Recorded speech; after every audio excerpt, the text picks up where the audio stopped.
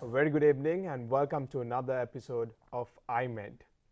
We have lived through a pandemic that has lasted over 2 years. We're still living through the pandemic. We've survived lockdowns, we've survived different variants coming in different forms, and now we have got used to this new normal.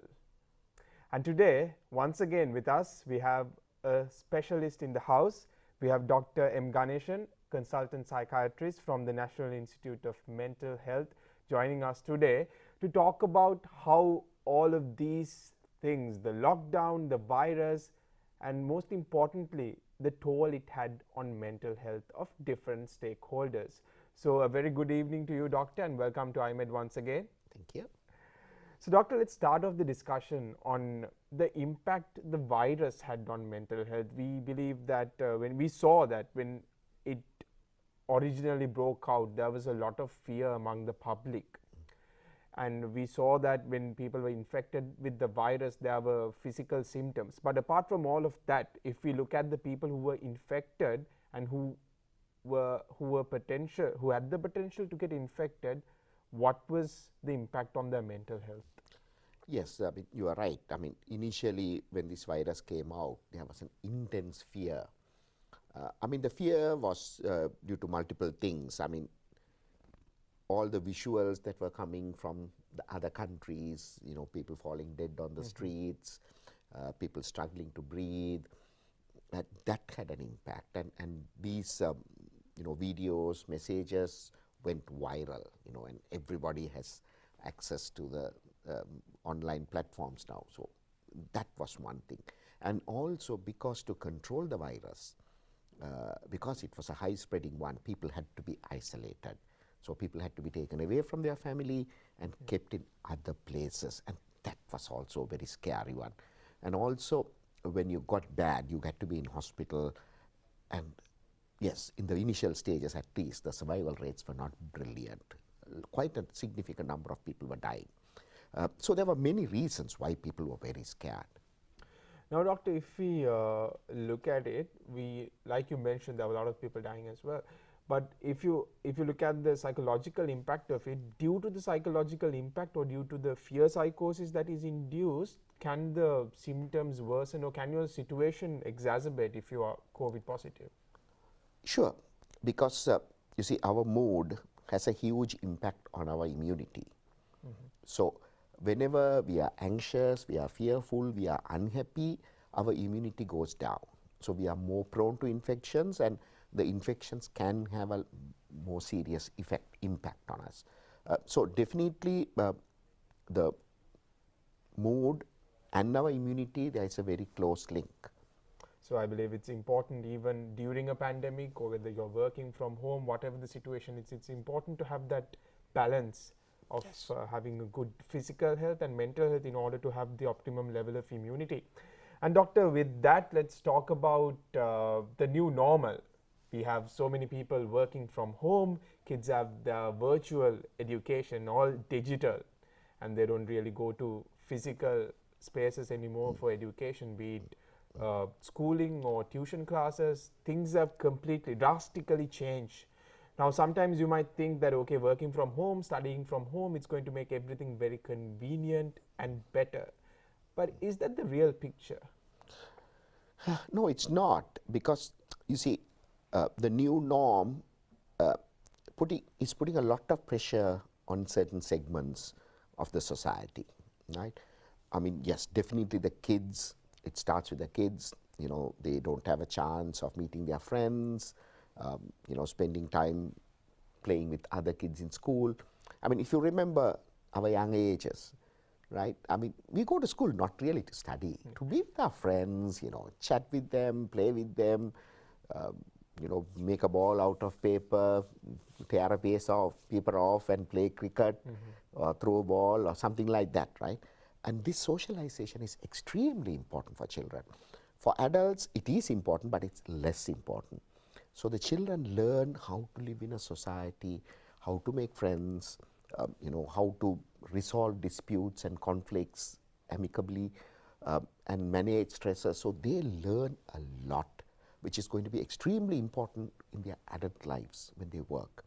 And so what they are missing in school is going to have an impact in the future years when they start growing up, when they start going to universities or when they start going to work.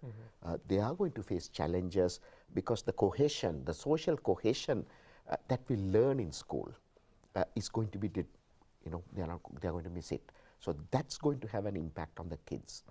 And also, as you said, working from home, it's not easy, right? So again, the social life that we have in office. If you take our friends, especially when you have been working for a few years like me, most of our friends are from the workplace, right? So because the work pressures are so difficult now, finding friends outside your work environment is becoming more and more difficult. Yes, your school friends, your neighbors, the relationships, the friendships will go on for some time, but gradually they will fall off. And what we are left with is most of our workmates and work friends with whom we may share parties, weddings, anniversaries, and get-togethers and stuff. So that has been a very important kind of a emotional outlet for people, a kind of a tap they can open up and release things and share problems they have. And that is not there now, because meeting somebody in the cafeteria or over lunch, talking about your personal problems is very different to talking to somebody on the phone or over a Zoom meeting or something. So everybody is impacted very badly because of this new norm. Doctor, if we go back to the children, if we look at virtual education, there's a lot of screen time involved. From morning to night, they have classes, and apart from that, children spend a lot of time on the devices to play games, watch movies, because you can't really go out anymore. So what was the toll on the kids because of this, because of the screen time? Does it really impact you psychologically? Oh yes, it does. Because before the COVID, to some extent parents had some control, right? But unfortunately with these online classes, it's very difficult to control that, because notes are sent on WhatsApp or Viber or whatever, the online channel media. So it's very difficult for the parents to control. And also, say for a didactic kind of a teaching, where the teacher teaches and all the students are passive and listening, yes, the online platforms work to some extent. But when you look at like cross conversations, communication between the kids, teacher asks a question and one child answers and another child says, no teacher, I don't think that's the answer. That sort of kind of a mixed communication, that group learning is extremely difficult. Unfortunately, the online platforms have not developed to that extent yet. So interaction between children is very difficult, and also teachers find it very challenging to monitor kids, and that responsibility is given to the parents. Make sure your kid is on the line and listening, and that's difficult because parents have other things to do. Either they are working from home or they have household chores to do that, right? So it's very challenging times, and also kids are very savvy about online stuff more than the parents and more than the teachers. And as kids would do, they would start playing games on the wayside, and they will start chatting with each other on side and not focus on the learning. And so the learning is affected, and it's putting a lot of pressure on the parents. And also because on online, there are all sorts of other stuff kids go to, which may not be very healthy, and that's very difficult to manage. And Doctor, along the same lines, if we talk about the last 2 years, there were kids who started their schooling 2 years ago, so they've never been to a school, and now we have schools opening up. Now that we've discussed the psychological impact they've had because of this virtual education, how can they sort of adjust when they go back to school? Is there going to be a culture shock for them? How are they going to adapt? Oh yes, because if you take the 2-year period, for adults it's not that big, because we have plenty of memories of what it was before all this, right? But for kids, 2 years is a very long time, and they have missed quite a lot, and so when they go there, it's going to be a very new environment. and they are going to show behaviors that are going to be very challenging in a classroom setting, right? Because when they were learning from school, it was their mom or dad who was trying to control. And yeah, okay, they have 1 or 2 kids, right? Now, in a classroom setting where there are going to be 30, 40 kids, right? The kids are going to go up, hey, I'm going to go get a glass of water or whatever, right? So the dress code, how do you behave? You know, you can mute the mic and go talk, whatever, do all sorts of things. And kids are used to it now. So the classroom is going to be very challenging. For the kids, it's going to be very stressful, and it's also going to be very stressful for the teachers. So parents and teachers have to be aware of this and prepare the children. Tell the kids this is what it is going to be, without assuming somehow the kids will know it. They, of course, they will learn, but preparing them, you know, playing school at home maybe, you know, father can be the principal, mother can be the teacher, or the child can be the teacher, and others can be the kids, and like role playing how school will be, and telling them, preparing them, reading them stories about schools, and role playing, as I said, you know, even getting another few kids and preparing them is going to be helpful.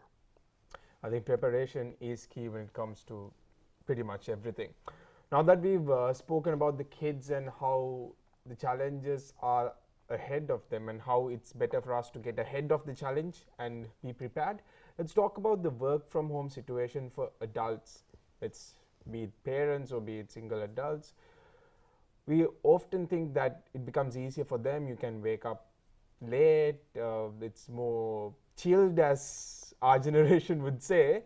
But is it the real scenario? Because sometimes you end up working more than you used to when you actually visited the office. So what are the challenges, if you look at it from a psychological point of view, what are the challenges that they actually face?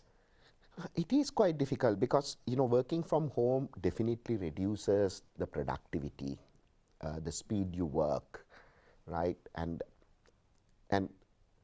as you said, maybe the older generation, even for the younger generation, the face-to-face contact, communication, the non-verbal things that we talk with our, you know, faces, hands and eyes and whatnot is very important in communicating the message. So when you stick only to verbal message and also maybe for written message only, it can be quite challenging, like meeting deadlines, producing something that is good enough for the superiors can be very challenging. So people tend to redo things that they have done because they are not sure whether it's of acceptable quality. That's a challenge. And also challenging with the home situation, right?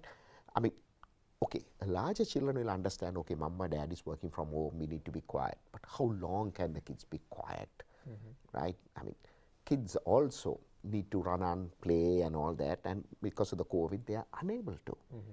So making noises and disturbing the parents when they are doing some work or when they are on a meeting or something can be pretty annoying and stressful for the parents. And sometimes they can take it out on the kids in a very negative way. And it also can have a negative impact on their work performance. So definitely productivity has gone down, and going back to work is also going to be very stressful. Doctor, in situations like that, how do you manage your emotion? What are the steps you can take in order to manage that anger instead of just letting it out? What are the measures you can take? Yeah, so the most important thing is to know that, you know, I am not in a good mood now. Right? I am angry, I feel frustrated, I feel irritated, you know, I feel like overwhelmed, I feel confused, I don't know what to do. So accepting that is the first step in managing our emotional outbursts. And unfortunately, very often we do not accept. Right? My co-workers will know, hey, doc is in a bad mood today. But unfortunately, the doc himself may not know that he's in a bad mood. Right? We need to spend a few seconds just to see, hey, what's the mood I'm in now? Right? It doesn't take a few seconds to realize it. And when you know what mood you are in, then you can make those small adjustments. Yes, when I'm in a bad mood, I tend to shout. When I'm in a bad mood, I raise my voice. Okay, I'm going to be careful. Right? I have this deadline, I'm annoyed, I'm irritated, I'm under a lot of stress. And when I'm under a lot of stress, these are the things I do. okay, I need to be careful. So just being aware in what mood I am in is the first step. And also time management is very important, right? So having some sort of a structure to the day and kind of classifying things into things that we have really got to do and optional ones. We often confuse the two. There are certain things we have to do that day, right? So it can be, you know, different things like teaching the kid or doing with your work or whatever. And there are other optional things like cleaning the house or washing the clothes or calling some friends or something like that. So we need to learn to prioritize things. If we put high priority for everything we got to do, we are going to be overwhelmed by that, and that is going to stress us out. Okay, these are the things that I got to do, finish within this day, and these are the things that will be good to do within this day. So having that classification and not having too many things in the have to do list. Keep that list very short, right? Don't be over optimistic and load it with lot of stuff, and then we become stressed and, you know, we can't manage everything. So we need to understand, like, there is a limit to what we can do, and limit ourselves to that. That's very important. And also to have relaxing activities in our day-to-day things, right? So for example, one of the things we ask people is, okay, so what are your hobbies? And people look at me in a funny way and say, Doc, hobbies? Where do we have time for that? We need to make time to have 1 or 2 plants and just look at them or water them for a few seconds a day, listen to some music, right? Have some pets or something that is going to be a relaxing thing for that particular person. It will be very different for different people, right? So unfortunately, again, a lot of people spend time on the televisions or on the social media. So reading books is a very good hobby, listening to music, there are thousands of hobbies. So having a few hobbies that will take a few seconds of your day, say even having a small fish tank and, like, you know, cleaning the tank maybe once a week and feeding the fish, maybe taking 10 seconds or 20 seconds, and that itself can be very relaxing. So including happy, relaxing things into our life, even playing with our kids, talking to our niece or nephews, just chatting, and kids can be very therapeutic, right? So using those things and adding those things into our daily life is going to be very important. I believe, Doctor, that is very good advice for all of us out there who want to really manage your work, manage your stress, manage your family life, get that yin-yang balance that we're all striving for. Now with that, Doctor, let's also talk about relationships. Especially, we've seen that during lockdowns, let's talk about family relationships. We tend to think that, okay, once you are all in the house, you get to spend a lot of time with each other, it's going to actually help your family bonds more.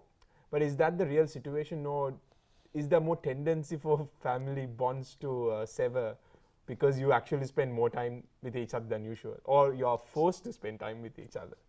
I mean, we have seen both, right? So as you said, it can be a very positive thing, but unfortunately it can be a very negative thing as well, because all were inside the house, and unfortunately, you know, the Sri Lankan style of communication, we tend to be very forthcoming with negative comments as opposed to positive comments. This not just among spouses, but even parents, children, right? Very often we tell negative things, don't do that, why did you do this, don't you know you should be studying? So all these sort of negative comments we are very quick to come out with. Whereas positive comments, hey, it was lovely that you did study for 1 hour today, you know, that's amazing, I was really impressed. Things like that, we tend to have a difficulty somehow in verbalizing those things, and the same thing works for spouses as well. As human beings, all of us love positive comments, right? I mean, that's one factor that makes us feel good. And including those in our communications, right, is very important. And we miss that, and that is one of the problems. So when there's an overload of negative comments, that will strain relationships. And also we though we are family and all that, we also need private time for ourselves to reflect, to think back. And sometimes during the COVID situation, or even now when all the families are together all the time, that privacy, that separate time, personal time for yourself is missing. So fixing some time, say 1.5 hours or 1 hour a day, so nobody disturbs mom, it's mom's personal time. She can read a book, listen to music, chat to some friends, do whatever she wants. But others in the family are not going to disturb her unless it's an emergency. And similar things to other people in the house. So to time to reflect, to think, we all need that time. And unfortunately, that's not there now. Earlier, when we travel to work, when it takes a long time, we get time to think and reflect. And of course, focus on the traffic. But now that has become less now. So that is another challenge. And doing things together, right? I mean, unfortunately, in Sri Lanka, another problem we have is very clear-cut gender roles. Right? There are certain things that the man is supposed to do, there are certain things that the women are supposed to do, and there are certain things that the children are supposed to do and not supposed to do. Right? So the COVID also threw a challenge to us. Right? So can the woman look after the children, housekeeping, cooking, everything? And how much is the man or the father or the husband going to support that? And how we have brought up our boy children and girl children when they were small to take on these additional kind of a new things to learn. So that is a challenge that many families faced. So there was a lot of frustration and there's a lot of anger also. Because the men were frustrated because the family income has come down, the income levels have gone down, and they also miss their friends and socializing. The women were very frustrated because there were additional responsibilities of caring for the child and also managing the home economy with limited income. So we need to understand these times are very difficult times, and all of us are under stress, right? Which is, none of us are individually responsible as such. It was an outside stress, a virus that is causing all this. And so how are we going to manage this stress, right? Fighting with our spouses, shouting at them, and ventilating our anger on them is not going to help us at all. It's only going to make things worse for us, right? And also ventilating our anger on our kids. So yes, it is difficult times. All of us are under stress, right? And stress makes us feel annoyed, frustrated, irritated, and I'm going to find healthy ways of managing it, right? Just like me, my family members, the kids, spouses are also suffering. So there's no point me making their suffering worse. I'm not going to do that. So having that kind of a understanding, and as I said, finding healthy ways of getting our frustration out would be very useful. Now, Doctor, there's another stakeholder, another important stakeholder in most of Sri Lankan families, that is the elderly population, the grandmothers, the grandfathers. Now, especially with the lockdown, everyone's, especially the teenagers, the kids, the working adults, they're all on their devices. And this particular stakeholder is left out, the grandmothers. There's no one to talk to because the children are busy, the adults are busy. How much of an impact have they had because of the pandemic, because of the work from home situation? It has been quite a significant impact because, as you correctly said, I mean, older people find pleasure talking to their children, grandchildren, and that is an outlet for them. And unfortunately, because of the COVID situation, not only the kids and grandchildren are busy, they also don't want to visit the grandparents because there is a risk of infecting the grandparents with the virus, and that can have a deadly consequence. And sometimes grandparents may not understand or underestimate the threat. And say, why are you not coming to see me or something like that, because the children are worried to go and see them because, they have to, even if anything happens to the grandparents may not mind it, but the children have to live with the guilt.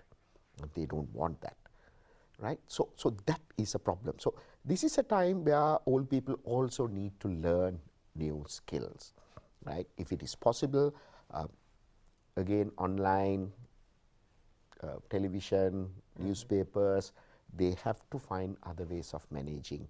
And also, neighbors and others who can help should help.